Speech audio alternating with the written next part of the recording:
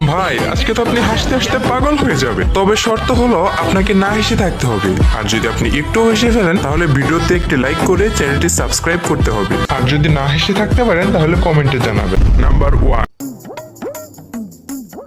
ভাই আপনার কাছে ঘড়ি আছে না? দেখেন কয়টা বাজে।